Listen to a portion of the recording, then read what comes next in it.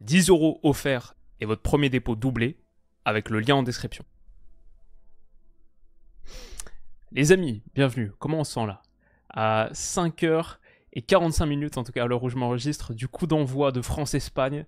Peut-être que vous, c'est une affaire de secondes, donc vous êtes un petit peu en retard.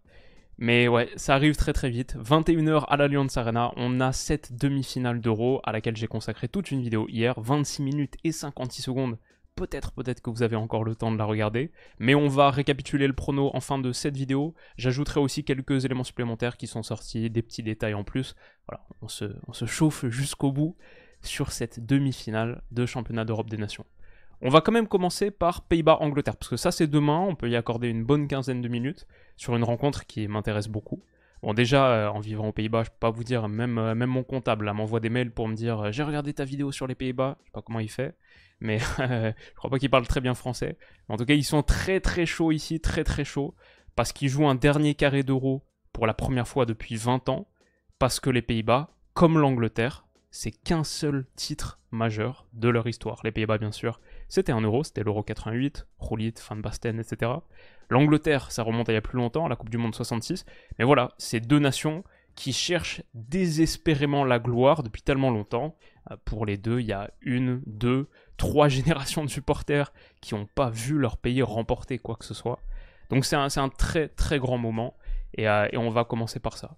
Niveau cote, les Pays-Bas sont pas favoris, mais c'est serré. C'est comme Espagne-France. L'Espagne est à 2,80, France 3,15. C'est à peu près la même chose, l'inverse pour Pays-Bas-Angleterre. Angleterre 2,65, Pays-Bas 3,25. Ce qui fait que, ouais, l'Espagne et sa cote a légèrement augmenté pour la victoire par rapport à hier. Elle est passée à 3. Angleterre 3,75, France 3,75 pour la victoire finale, pour remporter le titre. Les Pays-Bas à 6, bien derrière. Que 4% des gens partent là-dessus. Mais ce que je voulais dire, c'est que tout ça, ça nous donne la finale la plus probable, Angleterre-Espagne.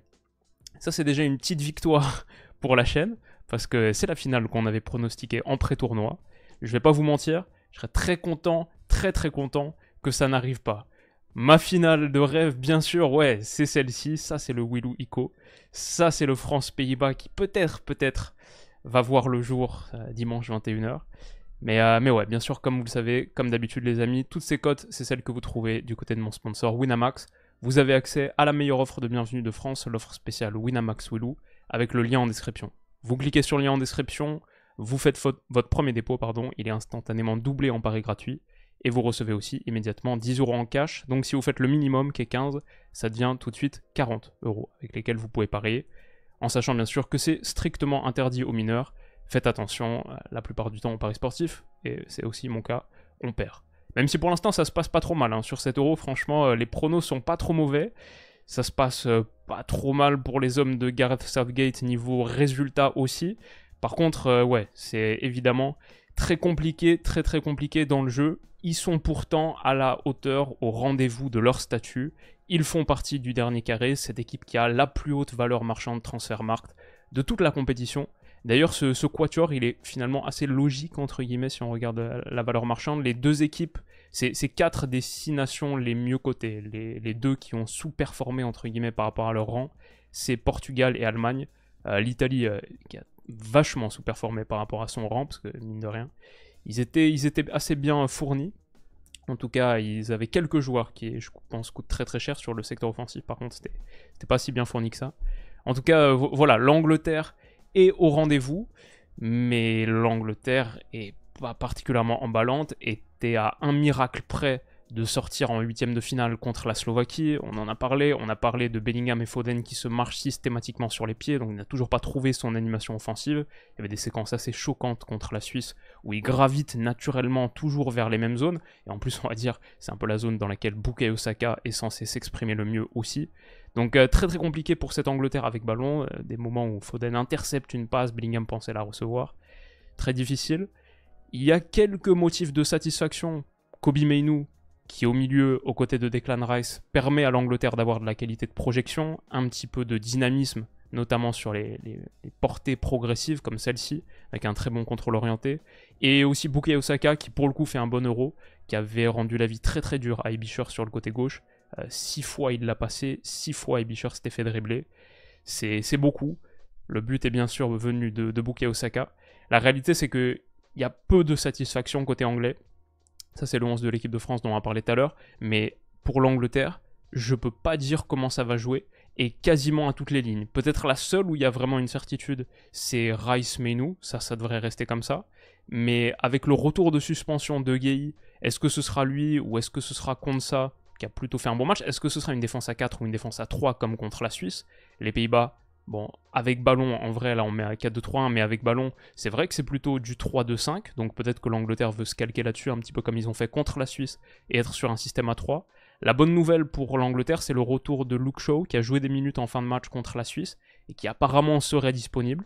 Il y a pas mal de gars dans la presse anglaise qui le mettent titulaire, je ne sais pas si ce sera le cas, mais ça pourrait commencer à résoudre un petit peu les problèmes, même si je vais dire, contre la Suisse, quand il est entré, c'était pas top.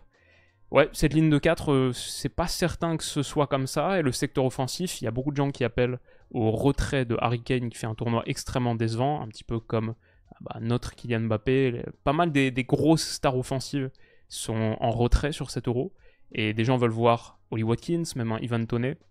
Là, j'ai mis les remplaçants qui sont en général les plus utilisés des deux côtés. Mais ouais, cette ligne, Bellingham, Saka, Foden, sur le papier extraordinaire, bien sûr, comme on sait, ça marche pas très fort.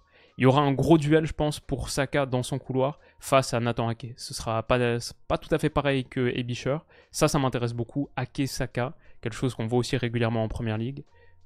Ça, c'est gros choc sur ce flanc. Mais ouais, voilà, les forces anglaises, on les connaît plutôt bien, avec un Cole Palmer qui, honnêtement, pour moi, mais le problème, c'est que c'est aussi ça, un peu sa zone fétiche. C'est toujours de bonnes entrées quand même. C'est régulièrement un joueur un petit peu comme Menu qui peut faire des différences par lui-même et qui a pas mal d'audace / insouciance, un truc dont l'Angleterre a besoin, je pense. Mais ouais, voilà en gros à quoi ressemble cette Angleterre. Pour les Pays-Bas maintenant, ce qu'on peut dire, on a là le système. Sur les stats, mine de rien, il y a quelques joueurs qui performent pas trop mal côté néerlandais. Ils ont vraiment de top joueurs à chaque ligne, mais Cody Gakpo est un des joueurs de la compétition. 3 buts, c'est le co-meilleur buteur. Si on ajoute les passes décisives, c'est le co-joueur le plus décisif, avec Mikotadze et Dani Olmo.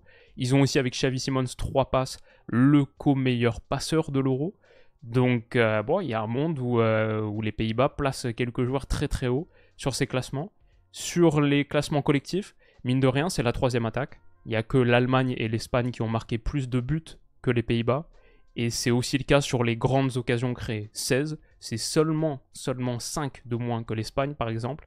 L'Allemagne, 17. À titre de comparaison, la France est là à 12.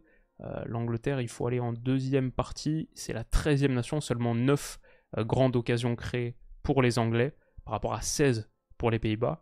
Ça dit quand même quelque chose, surtout que l'adversité qu'a rencontré les Pays-Bas sur cet Euro n'est pas inférieure à celle de l'Angleterre. Donc, voilà un peu où en sont les Néerlandais. Sur les zones de force de cette équipe, clairement, le double pivot qui a été trouvé, Schouten-Reinders, Reinders qui fait vraiment un top tournoi, encore plus depuis qu'il a été reculé, je trouve très intéressant, pas trop loin du 11 de la compétition, même s'il y a de la concurrence au milieu, en tout cas dans une potentielle liste des 26 de la compète. Je tease peut-être une future vidéo.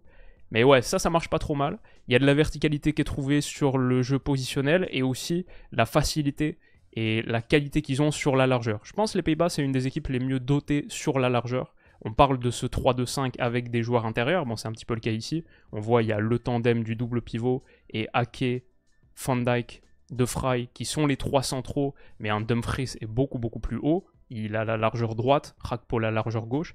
Avec des joueurs intérieurs comme ça, comme Xavi Simons, là c'est Bergwijn, mais ça peut être d'autres, par exemple quand Weghorst rentre, c'est Memphis qui prend cette position. Tout de suite, rechercher la largeur, Gakpo trouvé en 1 contre 1, il peut accélérer, et honnêtement, il fait un très gros tournoi, c'est vraiment l'homme des grands rendez-vous internationaux pour les Pays-Bas, et il marque le but du 1-0, ça c'était contre la Roumanie. Pareil sur l'utilisation de la largeur, je vois des choses comme contre la Turquie, le but du 2-1.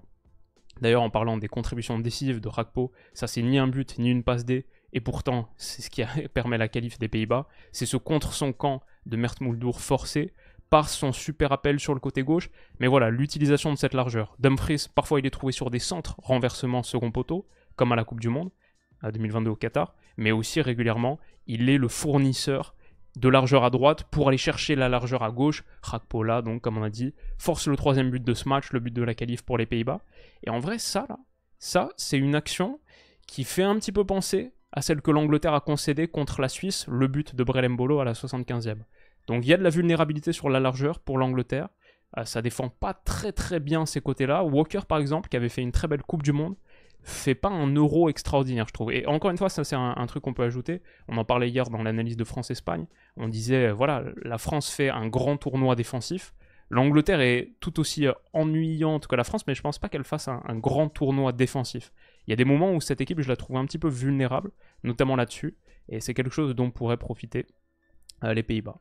Voilà, comme on l'a dit donc, ces zones de force pour les Pays-Bas, notamment quand ils sont positionnés comme ça dans cette animation avec ballon, c'est la qualité sur la largeur, Rakpo, Dumfries. Là où ça pêche un petit peu plus, je dirais en pointe, Memphis, je suis pas extrêmement convaincu, je trouve pas qu'il fasse un très très bon euro. Régulièrement, je trouve les Pays-Bas un poil meilleur quand Weghorst entre. Et il est entré à chaque fois. Je pense que j'ai les chiffres ici. À chaque fois, il est entré sur les 5 matchs qu'a disputé les Pays-Bas. Seulement 93 minutes au total, l'équivalent de un match plein, mais 5 entrées en jeu. Il est un des joueurs les plus plébiscités par Ronald Koeman, comme Ferman, mine de rien, mais avec 2 titularisations. Et malgré le fait qu'il ait été droppé après son match contre l'Autriche, il est rentré quand même en cours de jeu à chaque fois. Mais voilà, Weghorst, c'est une possibilité. Daniel Malen aussi, qui a marqué un doublé contre la Roumanie sur son entrée en jeu, qui est un petit peu le super sub, avec Weghorst, avec Malen. Déjà, je trouve qu'ils ont un petit peu plus de certitude sur le secteur défensif, genre ça va pas bouger, ça on sait que ce sera ça, alors que pour l'Angleterre, il y a un petit peu des doutes ici par exemple. Mais ensuite, ils ont aussi des certitudes en sortie de banc, où c'est régulièrement Weghorst, Malen qui entre, Frimpong, Van de Ven aussi au bout d'un moment, pour parfois remplacer Ake sur le côté gauche. Et c'est une belle équipe, franchement. Moi, je trouve qu'il y a de vraies belles séquences de jeu. Un poil sous-estimé ces Pays-Bas, même s'ils n'ont pas été très très bons contre la Turquie. C'est plutôt intéressant. Ils peuvent jouer un football séduisant. Je trouve ça un peu dommage de ne pas avoir vu à la place de Memphis peut-être un Joshua Zirkzee qui a joué que 4 petites minutes de toute la compète, alors que je trouve dans un rôle un poil similaire à Memphis, un 9,5 qui peut pas mal lier, participer au jeu, les petites déviations, les remises, il est très très fin techniquement. Mais ouais, peut-être si Koeman avait pu le tester avant et pas dû l'appeler un peu par défaut avec les blessures, etc., on aurait vu encore un meilleur tournoi des Pays-Bas avec un bon Zirkzee. D'ailleurs, Zirkzee, Memphis et Weghorst, comme Zirkzee a l'air assez proche d'United, ça fait 3 joueurs qui sont passés par les Red Devils. On souhaite plus de succès à Zirkzee que pour ses prédécesseurs. Ok, voilà pour les Pays-Bas.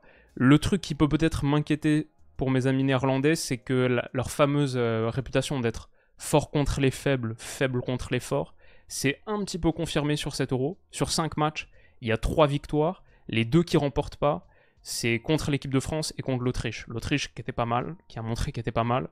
Ils perdent 3-2. Contre l'équipe de France, on peut dire, bon, finalement, ils sont qu'à ce but annulé pour hors-jeu là, de Xavi Simons avec Dumfries qui passe devant Maignan. C'est un peu douteux. Mais quand même, dans l'ensemble, sur la partie, ils ont que 8 tirs contre 15 pour l'équipe de France, 37% de possession. Ils ont pas mal subi. Et si nous, on met la grosse occasion, par exemple, Rabiot, Griezmann, quelques autres, peut-être que ce match tourne différemment. Je n'ai pas trouvé extrêmement convaincant contre nous. Et face à l'Angleterre, c'est le plus gros morceau, un des plus gros morceaux qu'ils aient affronté de la compète. Donc, voilà, j'ai vu qu'il va y avoir pas mal de monde à Dortmund. Côté oranier, 75 000 fans des Pays-Bas attendus à Dortmund, pas dans le stade, hein, pas dans le stade. Dans le stade, ça va être la jauge classique. Mais quand même, moi l'autre jour, l'année dernière, j'étais allé à Cologne, depuis Amsterdam, c'est super rapide en train. Dortmund, c'est tout proche, c'est vraiment une destination hyper abordable, c'est plus facile que d'aller à Berlin par exemple, ou à Leipzig ou quoi.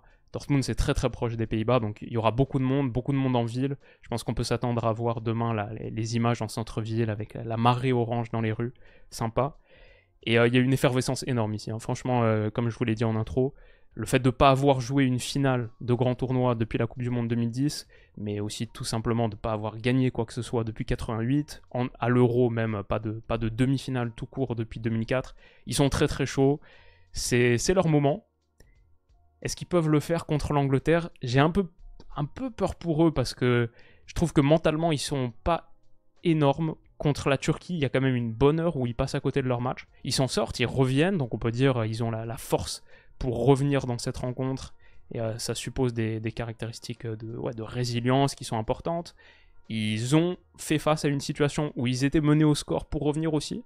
L'Angleterre contre la Slovaquie également, mais c'est pas notre cas par exemple. Nous, ça nous est jamais arrivé. Donc, il y a peut-être cette interrogation qui est levée. Ouais, comme j'ai dit, je les trouve pas inférieurs à l'Angleterre fondamentalement. Même, je dirais un petit peu l'inverse. Je pense encore une fois que ces Pays-Bas sont un peu sous-estimés. L'Angleterre est pas hyper convaincante non plus. Mon prono de pré-tournoi, c'était quand même une finale Angleterre-Espagne. Donc, j'ai du mal à partir contre les Anglais. Mais aussi, en voyant les matchs, la réalité, c'est que je trouve pas qu'il y ait une grosse différence entre les deux. Donc, à ce stade, je suis un peu plus tenté par partir sur la qualif néerlandaise. C'est serré, la cote est un peu plus élevée. Et honnêtement, il y a un monde où clairement les Pays-Bas montrent de belles séquences de jeu et montrent plus que l'Angleterre. Est-ce que c'est suffisant pour le faire à la fin? Je sais pas, cette Angleterre a pas eu un test, je trouve, de la qualité des Pays-Bas. La Suisse, c'était pas mal. Et la Suisse, honnêtement, ils sont inférieurs. Pour moi, s'ils sortent contre la Suisse, il n'y a pas scandale. Donc, les Pays-Bas, c'est peut-être encore un niveau supplémentaire au-dessus, en tout cas sur la qualité individuelle, par rapport à la Suisse. Donc ouais, moi je suis parti sur la qualif néerlandaise. J'ai dit un partout, ici, qui est la cote la plus faible d'ailleurs, 4,90, 33% des gens partent là-dessus. Je vais dire un partout dans le temps réglementaire. Des buts de Cody Gakpo, qui est le meilleur buteur de l'Euro à 4,50, je trouve ça pas mal. Et pour l'Angleterre, Jude, 5,25. À la fin, les Pays-Bas se qualifient au tir au but, 7,75. Ça me semble être plutôt dans la veine de ce qu'on voit à l'Euro. Et aussi, je veux dire, ça me fait un peu penser au Portugal qui bat la Slovénie en 8e au tir au but et tombe contre la France en quart au tir au but. Remporter 2 séances de tir au but d'affilée, c'est pas si commun. C'est arrivé sur les dernières années, mais pas si commun. Donc, je sais pas, de toute manière, ça vaut ce que ça vaut. Mais je veux dire juste que je trouve pas que les Pays-Bas soient fondamentalement inférieurs à l'Angleterre. Et la théorie du réveil pour les Anglais, quand on arriverait dans les gros matchs, les matchs à élimination directe, je trouve qu'elle a pris du plomb dans l'aile. Contre la Slovaquie, contre la Suisse aussi. Ils étaient au dos du mur, à la fin ils s'en sortent, les 2 fois en étant menés, mais sans être convaincants. Donc, honnêtement, pour moi, il y a clairement ce monde où les Pays-Bas le font. Et c'est mon prono sur ce match. On parle un petit peu de France-Espagne. Alors, ouais, ce France-Espagne là, il fait beau à Munich, c'est la première info, il fait même très très chaud. En ce moment même là, 29 degrés. Tout ensoleillé. À 21h, ça aura peut-être la température aura peut-être un petit peu redescendu. Mais ouais, on arrive seulement sur la toute fin de cet Euro cet été qui a pris du temps à arriver. On fait un peu Mister Météo là, mais il a pris du temps à arriver. Mais sur les tout derniers matchs, il arrive bien. On commence à avoir un beau soleil, en tout cas du côté allemand. Et nous, apparemment, selon les dernières informations, ça devrait être la compo qu'on avait imaginée hier dans la preview. Donc, Griezmann sur le banc, Dembélé, Kolo Muani, Mbappé, le trio en pointe. Cette attaque, franchement, sur le papier, ça me plaît plutôt bien. Peut-être qu'un Antoine Griezmann en sortie de banc peut apporter quelque chose d'intéressant aussi. Et face à une équipe qui va a priori vraiment nous dominer avec ballon et nous pousser à être vraiment retranchés dans le dernier tiers, 3 flèches, on serait plutôt comme ça je pense, 3 flèches pour aller exploser dans leur dos, c'est pas mal. On a parlé un petit peu dans la preview, on montrait des images où contre l'Allemagne par exemple, contre la Géorgie, ils étaient régulièrement, quand ils étaient tranchés, quand leur contre-pression était battue, l'Espagne, si l'Allemagne avait eu autre chose qu'un Kai Havertz, Niklas Füllkrug par exemple sur cette situation, ça aurait pu faire très très mal. Et nous, je pense, on est mieux dotés que l'Allemagne. Donc c'est pour ça que j'ai un petit espoir par rapport à ça. J'espère que ça va se confirmer. Un petit détail que j'avais pas mentionné dans la vidéo d'hier, j'ai vu quelques commentaires, mais non, effectivement, Morata n'est pas suspendu. Je l'ai pas mentionné parce que je pensais que c'était clair, mais il y avait eu un petit doute après le match là, contre l'Allemagne en quart de finale. Certains pensaient qu'il était suspendu. Non, finalement, ce doute a été levé. Donc il est bien là, comme on l'avait dit. L'Espagne, de toute manière, est très très forte. Elle n'est pas au complet parce qu'il manque 3 joueurs titulaires. Il manque Carvajal, il manque le Normand. Et qu'est-ce qu'il manque d'autre? Il manque Pedri qui est remplacé par Dani Olmo. Donc tout ce côté droit là est un petit peu remanié. Est-ce que nous on pourrait en profiter? C'est un peu notre zone de force. Hein. Théo Hernandez, Mbappé, face à un Jesus Navas qui a 38 ans. On a forcément des interrogations, qui va prendre sa retraite dans 6 mois là, c'est annoncé.